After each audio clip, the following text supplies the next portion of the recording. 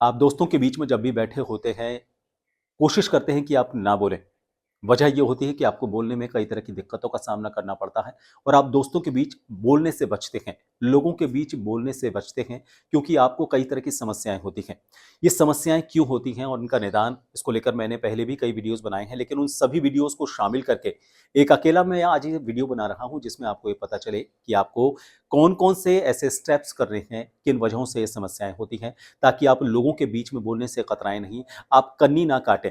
आप उन लोगों के बीच बैठने से नहीं डरें, आप उनके बीच खुलकर बात कर सकें, आप उनके बीच कॉन्फिडेंस के साथ बात कर सकें। क्योंकि हमारे बोलने के अंदाज में अगर क्लैरिटी नहीं होती तो हमारा लैक ऑफ कॉन्फिडेंस होता है और उसकी वजह से हम मम्बलिंग करने लगते हैं, स्टैमरिंग करने लगते हैं, फंबलिंग करने लगते हैं, स्टटरिंग करने लगते हैं। कई तरह की समस्याएँ होती हैं, हमारी बॉडी लैंग्वेज पूरी बिगड़ जाती है। तो हमारे बोलने के अंदाज में क्लैरिटी होनी चाहिए ताकि हमारा कॉन्फिडेंस सामने निकल कर आए। इसके लिए हमें क्या करना चाहिए? इस वीडियो में हम ये जानने की कोशिश करेंगे, तो चलिए शुरुआत करते हैं।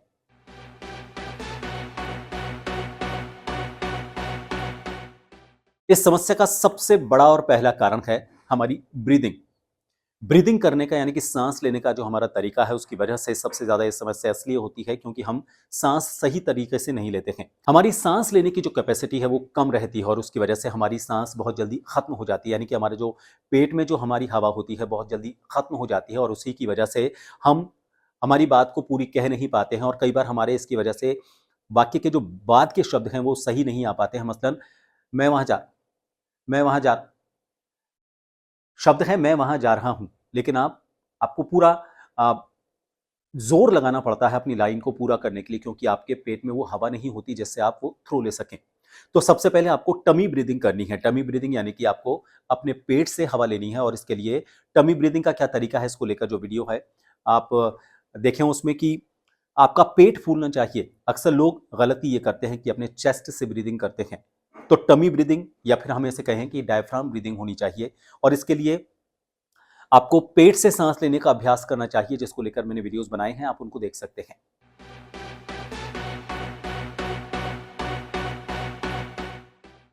दूसरा हमारी आवाज़ का एक रेजोनेंस होता है। रेजोनेंस मतलब उसकी एक क्वालिटी अलग तरह की होती है। उसमें हम एक बेस की ज़रूरत महसूस करते हैं। उनको लगता है कि आवाज़ पतली है।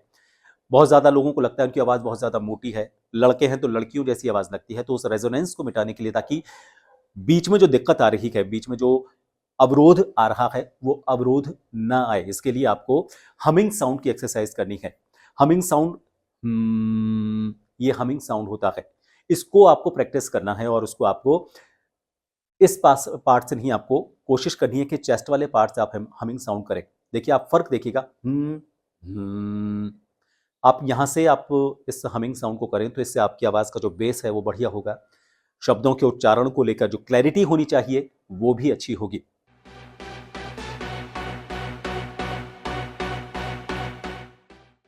दूसरा बड़ा कारण है आर्टिकुलेशन। आर्टिकुलेशन यानी कि हमारा बोलने का जो तरीका है उसमें कुछ ऐसे शब्द आ जाते हैं जिनकी वजह से हम अटकने लगते हैं या फिर हमें फंबलिंग होने लगती है, स्टैमरिंग होने लगती है। इसके लिए सबसे बढ़िया साधन है टंग ट्विस्टर्स। कच्चा पापड़ पक्का पापड़, कच्चा पापड़ पक्का पापड़ आपने कई बार सुना होगा। अंग्रेजी और हिंदी आप कोई से भी शब्दों के जो टंग ट्विस्टर्स हैं उनको जल्दी जल्दी बोलने की कोशिश कीजिए। उससे होता यह है कि जो हमारी जीभ है उसकी मसल की जो एक्सरसाइज है वो होती है। इसके साथ ही होता यह है कि जो उनकी इलास्टिसिटी होती है, कई बार लोगों को ये लगता है कि उनकी जीभ मोटी है, सही तरीके से मुड़ नहीं पाती है और इसकी वजह से कई अक्षर और कई शब्द वो नहीं बोल पाते हैं। तो इस वजह से ये दिक्कत होती है। सबसे ज़्यादा ज़रूरी इसके लिए ये है कि आप टंग ट्विस्टर्स की ज़्यादा से ज़्यादा प्रैक्टिस करें। इसको लेकर भी मैंने एक वीडियो बनाया हुआ है जिसमें सारे टंग ट्विस्टर्स जो मैं इम्पॉर्टेंट हो सकते हैं, उन सभी मेन और इम्पॉर्टेंट टंग ट्विस्टर्स का मैंने एक पूरा सीरीज़ बनाया हुआ है, आप उन सभी को देख सकते हैं।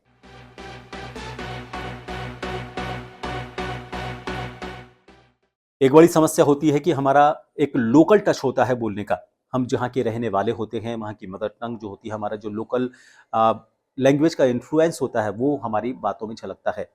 हरियाणा की बात करें, पंजाब की बात करें, अगर साउथ की बात करें, बिहार, यूपी, इन सभी के हम इलाकों की बात करें, शेखावाटी की बात करें, मारवाड़ की बात करें, तो बोलने के अंदाज से ये पता चल जाता है कि ये किस इलाके का रहने वाला है। इसको लोकल एक्सेंट बोलते हैं।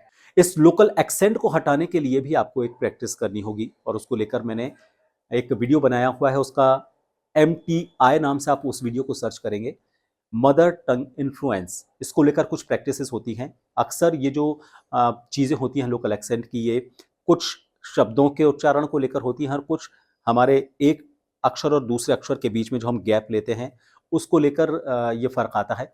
उसके अलावा जो मात्राएं होती हैं, किसी मात्रा को हम किस तरीके से बोलते हैं, ये लोकल एक्सेंट में बदल जाता है। तो इनको लेकर सुधारने को लेकर आपको MTI वाला जो वीडियो है आप उसको देखें। आप लोकल एक्सेंट को लेकर जो गलतियां हैं वो भी सुधरेंगी, ताकि आप लोगों के सामने इस वजह से बोलने से नहीं रुकें कि कहीं आप उनको पता ना चल जाए कि आप गांव के रहने वाले हैं, आप उस स्टेट के रहने वाले हैं, आप में लोकल टच आ रहा है।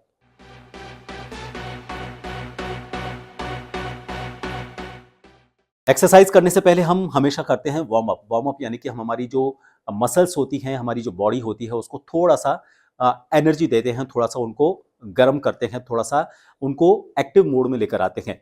तो उसके लिए वार्म अप करते हैं। उसी तरह से जब हम कहीं स्पीच देने जा रहे हैं, लोगों से बात करने के लिए जा रहे हैं, कोई बड़ा काम करने के लिए जा रहे हैं, बोलने से जुड़ा हुआ, तो उससे पहले हम वोकल वार्म अप्स करें। वोकल वार्म अप्स को लेकर भी मैंने कई एक्सरसाइज बनाई हैं। वोकल वार्म अप्स के लिए आपको जो गर्दन की मसल्स होती हैं उनको लेकर मैंने वीडियोस बनाए हैं। आपको लेफ्ट, राइट, फ्रंट, बैक और रोल, क्लॉकवाइज और एंटी क्लॉकवाइज, इसको लेकर वीडियोस हैं, उसको आप देख सकते हैं। इसके अलावा अ, आपको जो वोकल कॉर्ड है, उस वोकल कॉर्ड, गले के अंदर जो हमारा वोकल कॉर्ड होता है, उसको आप कैसे प्रैक्टिस करें, उसकी उसकी वार्म अप क्या हो सकती है, उसको लेकर भी आप जो मैंने वीडियोस बनाए हैं उन सारे एक्सरसाइजेस को कर सकते हैं।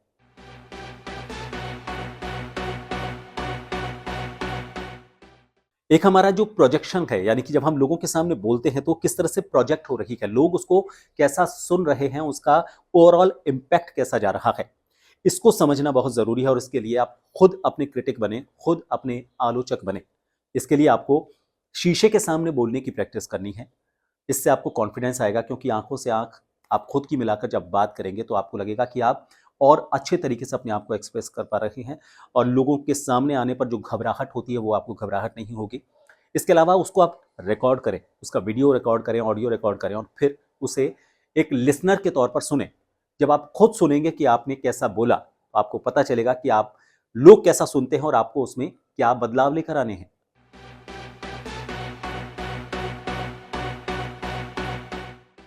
एक और बड़ी चीज, कॉन्फिडेंस जो लूज हमारा होता है वो लोगों के सामने जब ज्यादा भीड़ होती है तो ज्यादा होता है, कम लोग होते हैं तो कम होता है।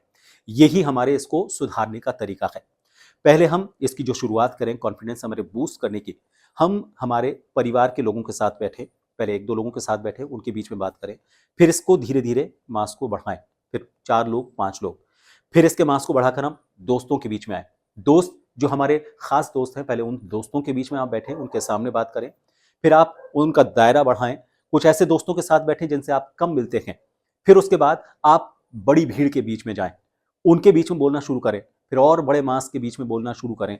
इससे आपका कॉन्फिडेंस धीरे धीरे बढ़ेगा। हम पहले साइकिल चलाना सीखते हैं, फिर बाइक चलाना सीखते हैं। ये शुरुआत होती है। हम पहले छोटे स्टेप्स लेते हैं, फिर बड़े स्टेप्स लेते हैं। पहले हम छोटी दौड़ करते हैं, फिर बड़ी दौड़ करते हैं।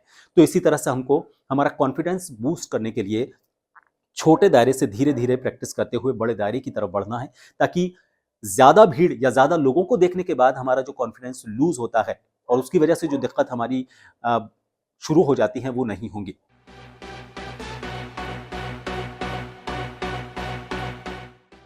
हमारे बोलने के अंदाज या हमारे बात करने के अंदाज में बहुत ज्यादा सपोर्टिव होती है हमारी बॉडी लैंग्वेज। बॉडी लैंग्वेज के वो पार्ट जो हम उस वक्त इस्तेमाल करते हैं जब लोगों से हम डील करते हैं, बात करते हैं।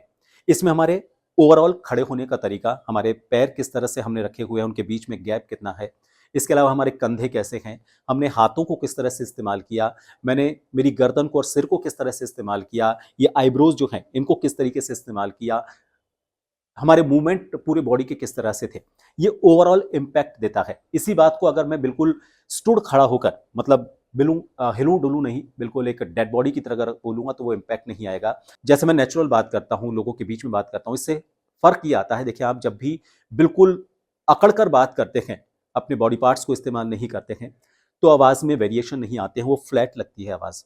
और जब आप सपोर्टिव बॉडी लैंग्वेज को इस्तेमाल करते हैं तो उससे आवाज़ में जो उतार चढ़ाव चाहिए होते हैं, उसमें जो ठहराव चाहिए होता है, उसमें जो क्लियरिटी चाहिए होती है वो क्लैरिटी भी सामने आती है। तो इसलिए बॉडी लैंग्वेज बहुत ज़रूरी है।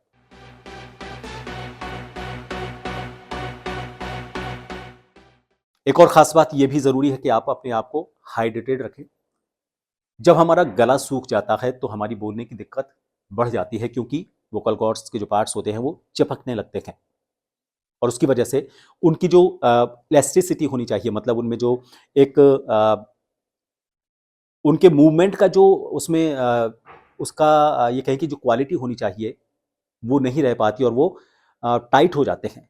और इस वजह से जैसे हम एक्सरसाइज करते हैं, बॉडी पार्ट्स की एक्सरसाइज करते हैं, तो स्ट्रेचिंग करते हैं हमारे बॉडी पार्ट्स में। तो स्ट्रेचिंग से ये होता है कि हमारी मसल्स की जो स्ट्रेचिंग है, उनकी जो ताकत है वो बढ़ती है, उनका खिंचाव, उनके खींचने की जो ताकत है वो बढ़ती है। यही हमारे इस बॉडी पार्ट के साथ है जिसको हम वोकल कॉर्ड कहते हैं। तो इसके लिए आपको इसको डिहाइड्रेटेड नहीं होने देना है, कुछ पीते रहना है, इसको तर रखना है, गीला रखना है। लेकिन इसके लिए आप, ऐसा नहीं है कि आप कोल्ड ड्रिंक पी लें, आप बहुत ज़्यादा कैफ़ीन का इस्तेमाल कर लें, बहुत ज़्यादा आप चाय का इस्तेमाल कर लें। चाय और जो कैफ़ीन होती है इनसे भी हमारा गला सूखता है, फिर पानी की डिमांड ज़्यादा होती है। आपको नॉर्मल पानी पीना है, रूम टेम्परेचर का जो पानी होता है, बहुत ज़्यादा ठंडा नहीं, बहुत ज़्यादा गर्म भी नहीं, गुनगुना पानी आप अगर इस्तेमाल करें तो और भी ज़्यादा बढ़िया है, ताकि आपकी बॉडी में पानी की कमी ना हो। आपकी बॉडी में ओवरऑल आपकी बॉडी वेट के हिसाब से अगर मैं एक एवरेज बॉडी वेट की बात करूं तो करीब 4 से 5 लीटर आपको डेली पानी पीना चाहिए। ये हमारी पूरी बॉडी की ज़रूरत है। इसके साथ ही गले को भी आप तर रखें। अगर मान लीजिए कहीं लंबी स्पीच आप देने के लिए जा रहे हैं तो एक पानी की बॉटल छोटी साथ में रखें। अगर आप ऐसी बॉटल रखते हैं जिसमें गर्म पानी यानी गुनगुना पानी लंबे समय तक रह सकता है तो वो और भी ज़्यादा बढ़िया है, ताकि लंबे समय तक वो आपके इस्तेमाल के लायक रहे। तो इसलिए अपने आप को हमेशा हाइड्रेटेड रखें और कुछ तरल पदार्थ पीते रहें। तेल, चिकनाई और इनसे दूरी बनाए रखें, ये गले को खराब करती हैं।